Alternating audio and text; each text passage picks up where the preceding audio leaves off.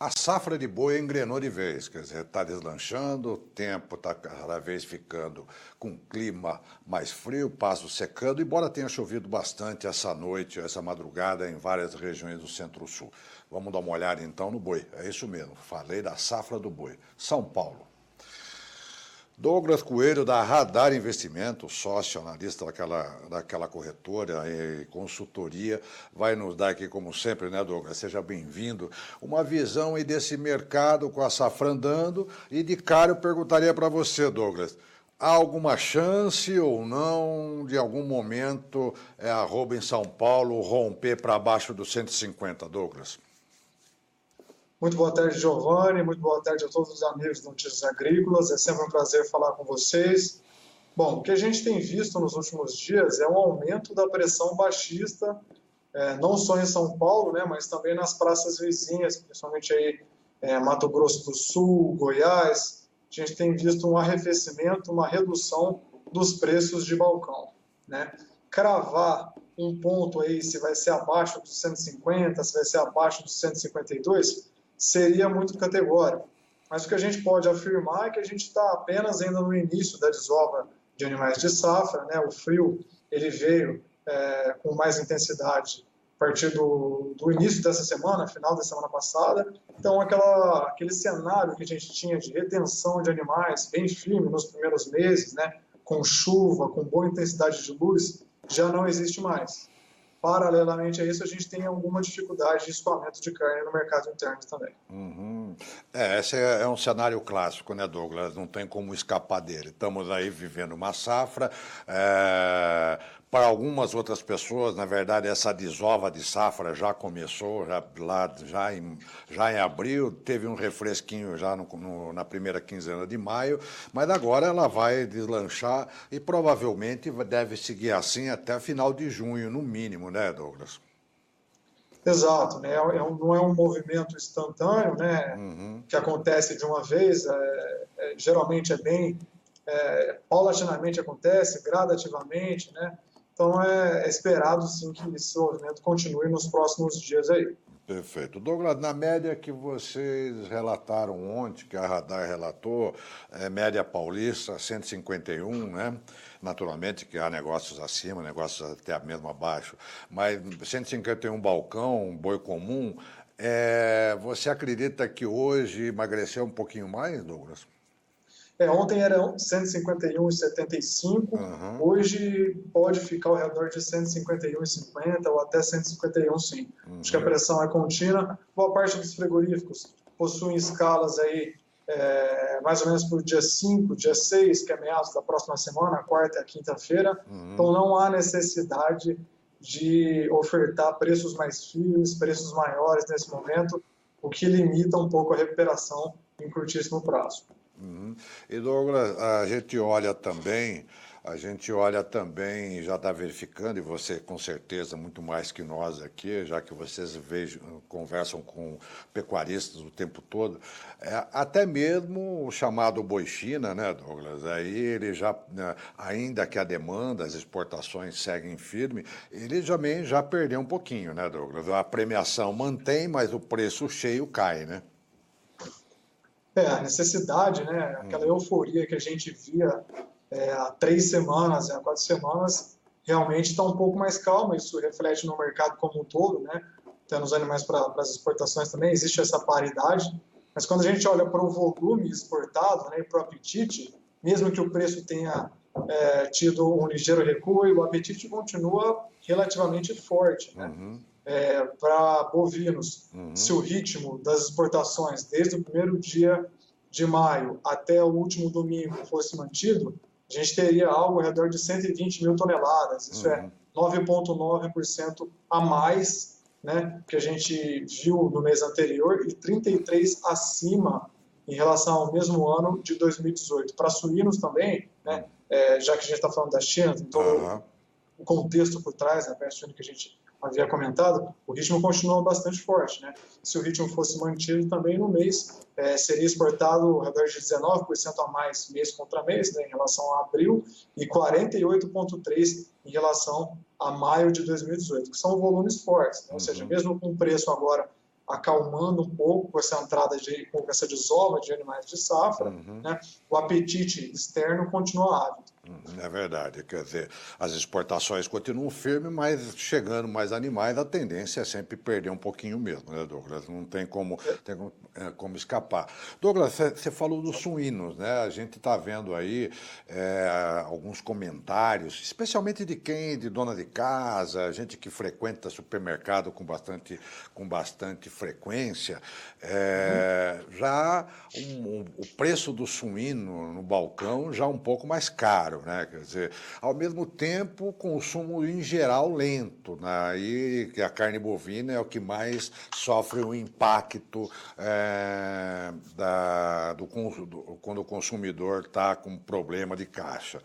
Pois bem, esse suíno mais caro, as aves também mais caro para o consumidor final, pode dar um alentozinho melhor para a carne suína na primeira semana de junho? A carne suína não, a carne bovina na primeira semana de junho, Douglas?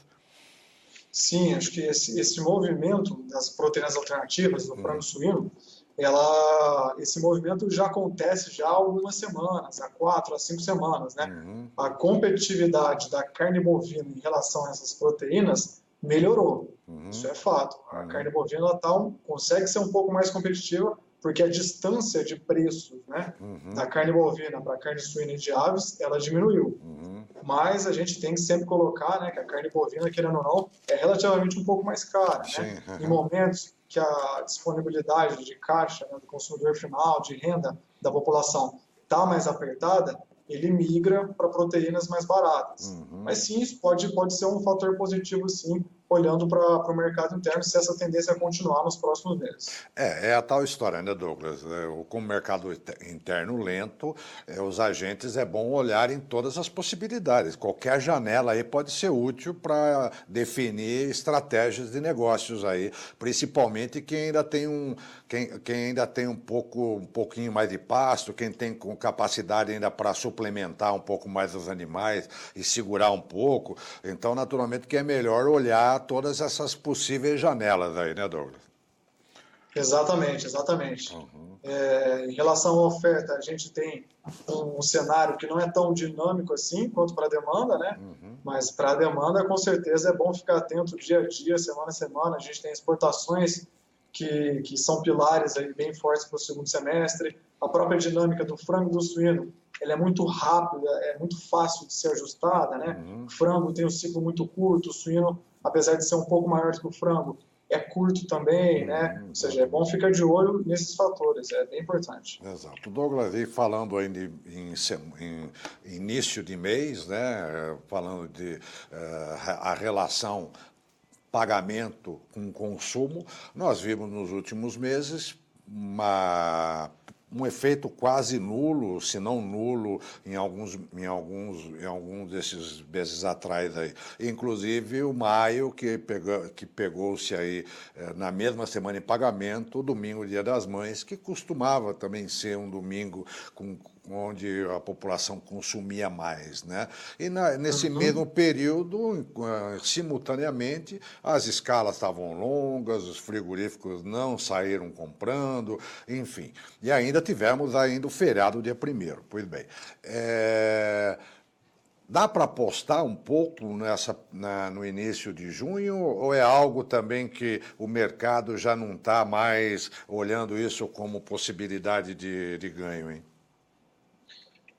Tipicamente, historicamente, o período do Dia das Mães aí é um bom período para venda de carne no mercado interno. Se não me engano, só fica atrás aí das festas de finais de ano, né, Natal e Ano Novo.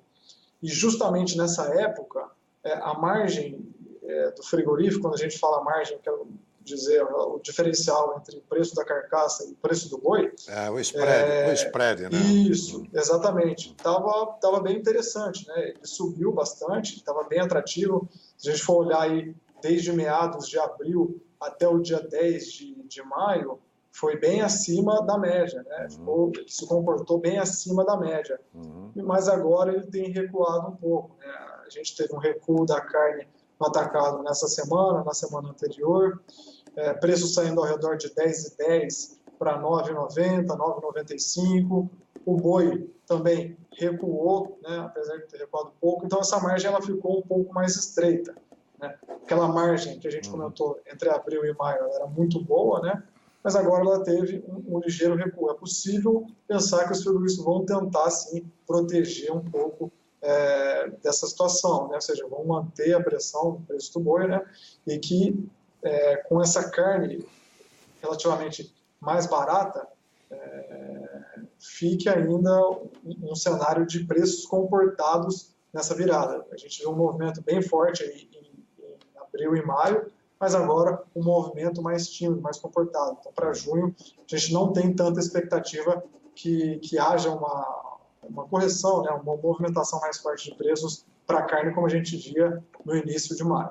Perfeito. Douglas, olhando mais para frente, temos aí o contrato futuro aí na Bolsa. Outubro perdeu aí quase R$ 4 aí de sexta para hoje, né, na verdade, depois de ter escalado praticamente R$ 4 em uma semana, né, entre o começo da semana passada e a sexta. É um movimento normal, Douglas? Exato, acho que esse foi o grande destaque do mercado de commodities agrícolas dos últimos dias, né? O mercado do boi gordo está ganhando volatilidade e também tem ganhado mais players. O que eu quero dizer com isso? O número de contratos em aberto na B3 para o boi está voltando a crescer, né? Hoje está em 14.600, próximo de 15 mil. O que a gente pondera, que é até interessante comentar, né? É o que acontecia antes, né? Vamos supor aí, depois da carne fraca, e justamente no meados de 2018, com a crise dos agregados caminhoneiros, aquilo lá é um ponto fora da curva, né? Um mercado com baixo, um pouco número de contratos ou uma oscilação bem tímida, aquilo lá sim era uma coisa fora do comum, era algo que não é interessante para todo mundo. Agora, essa oscilação de R$ 4, R$ 5 foi relevante, sim, de sexta-feira até hoje, mas o número de contratos abriu também, e essa volatilidade ela é amiga, né? Ela é uma boa aliada, tanto do pecuarista quanto do frigorífico, do especulador. É isso que move, né, todos os participantes, né? Tem janela de abertura para quem quiser comprar uma call, tem janela de abertura para quem quiser comprar uma put, ou seja, dá oportunidade para entrar e sair, né, de posições de uma maneira relativamente mais tranquila do que com o mercado parado, né, um mercado sem oscilação ou com baixo número de contratos. Exato, porque aí ele sai um pouquinho, se o agente ficar meio ressabiado, ele sai um pouco do mercado futuro e vai no a termo, né? Vai no opções, né, Douglas? Exato. Acho que a volatilidade é que abre janelas de oportunidade, né, para quem quiser entrar e sair de operações, desde que respeite o seu custo de produção, seu tamanho, né, e leve a ferramenta a sério. Exato. Douglas, você falou em contratos em aberto, que contrato aberto reflete uma posição líquida de venda a um período determinado, uma data determinada, né? Quer dizer, esses contratos em aberto, eles estão mais ou menos fixados aí para datas outubro também? Os contratos em aberto são números de contratos, né, que são negociados na B3 para o boi gordo. Quando eu refiro a 14.600, quase 15 mil, é o número de contratos desde maio até dezembro, né, que estão em aberto entre os participantes. É claro que o outubro ele é o contrato mais líquido nesse momento, né? Ele tem 9.225 contratos em aberto, mas a gente pode destacar que mais contratos foram criados para outros meses também. O maio, a gente está nessa última semana, tem 2.388. O junho já está ao redor de 1.100, 1.070. O dezembro também abriu alguma coisa ao redor de 200, né? Mas, ou seja, não só concentrados num mês, mas abrindo a oportunidade para os demais também. Exato. É importante também destacar, né, Douglas, que embora esse conjunto aí de contratos em aberto, e você citou, naturalmente ele deve estar bem dividido entre os players, entre os agentes do mercado, né? Quer dizer, é importante que é um volume considerável e que pecuaristas devem estar entrando fundo também, né? Algo que não é muito típico, né? O pecuarista, portanto, olhando cada vez mais maneiras de regiar os seus ativos aí, né, Douglas? Exato, exato. Existem duas formas, né, do pecuarista se proteger, uma é via mercado futuro e outra é via mercado de opções, principalmente com a put, né? Mas é bom deixar claro que o mercado futuro ele tem um risco maior, ele exige um caixa maior, principalmente olhando para a margem de garantia dos ajustes diários. Agora, o mercado de opções ele tem sido uma mão na roda, um arroz com feijão para o pecuarista que não tem tanta experiência, que não tem tanta familiaridade com esse tipo de mercado, né? Porque funciona como se fosse um seguro de um carro. Ele paga um preço, né? Paga o prêmio da put para ter o direito de vender numa determinada data, num determinado mês. Então, o mercado de opções também pode ser uma ótima opção para quem quer se proteger, mas tem menos apetite a risco e não gostaria de usar um caixa, né, logo nessa primeira operação. Com R$ 1 eu faço um boi a 160, Douglas? O mercado futuro de outubro agora está 159,15, né?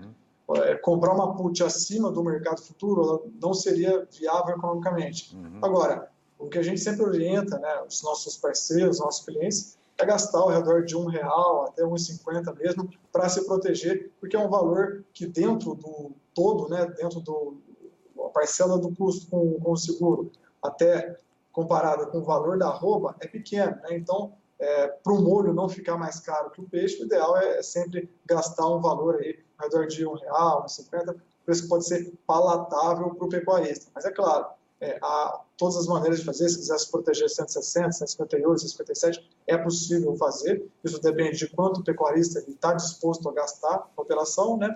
Mas um valor pequeno para o molho não ficar mais caro que o peixe, esse seria o ideal. Exatamente, exatamente. É isso aí, né, Douglas? Eu acho que os destaques finais que a gente poderia comentar, né, começando retroativamente, que é essa questão agora, primeiro, o movimento na B3, aí, outubro, contratos em aberto, mais de 14 mil, um aumento considerável da última vez que nós conversamos, né, Douglas?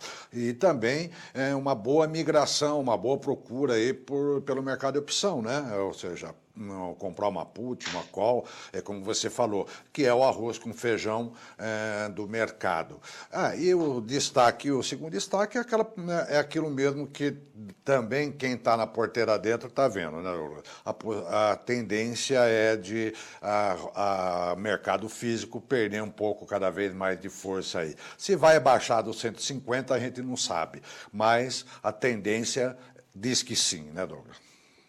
Exato. Olhando para o mercado futuro, essa volatilidade é amiga do pecuarista, amiga do frigorífico, do hedger, do especulador, né? Ela é que abre janelas de oportunidade, de entrada e saída de operações.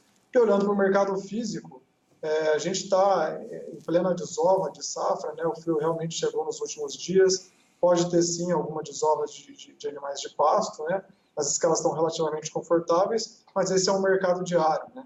Acho que vale a pena acompanhar dia a dia o que acontece não só no mercado interno, mas no mercado externo também, e como os frigoríficos estão conseguindo lidar com essa relação da oferta dos últimos dias. E lembrando aquilo que você também disse no início, né, Douglas, e o que nós notamos ontem aí, aqui no Notícias Agrícolas,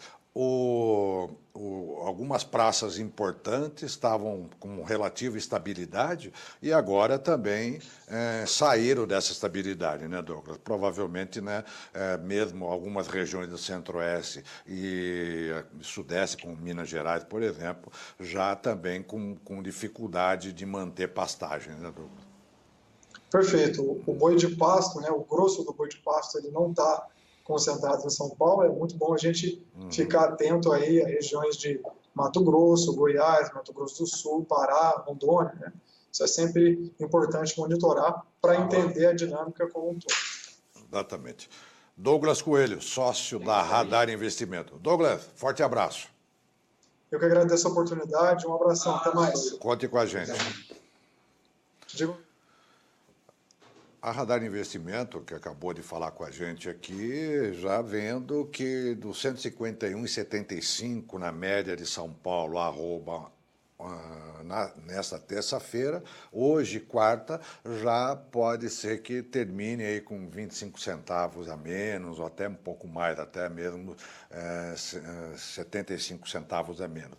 É o desova de safra chegando também em estados que estavam com alguma instabilidade, né, porque o frio agora está mais acentuado, e o destaque também que aumentou o número de contratos em aberto aí, né, na B3 desde maio para mais de 14 mil, né, no mercado futuro, significa que há uma procura cada vez maior aí do setor se buscar mecanismos e instrumentos para valorizar seus ativos.